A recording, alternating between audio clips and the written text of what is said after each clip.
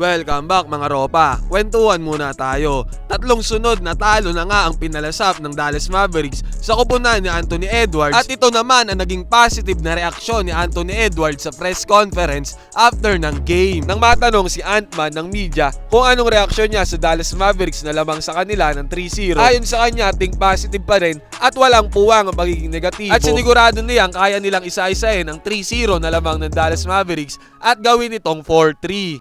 I mean, we ain't got nothing else to do. That's the only, we can't do nothing but be positive at this point. We can't be negative, you know, so try to get one win at a time.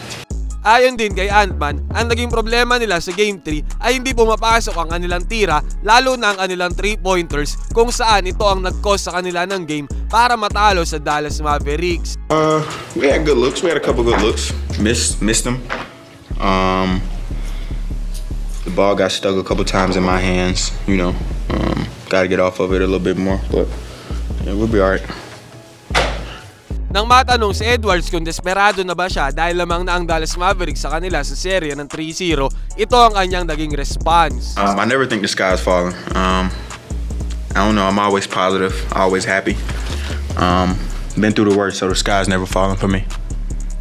Samantala, pinoint out naman ni Anthony Edwards ang free throws ng Dallas Mavericks, kung saan tambak daw sila sa stat na ito dahil nakakuha ng 31 free throws ang Dallas Mavericks, samantalang sila ay 17 free throws lamang.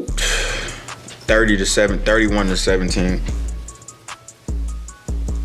They had 31 free throws, we had 17.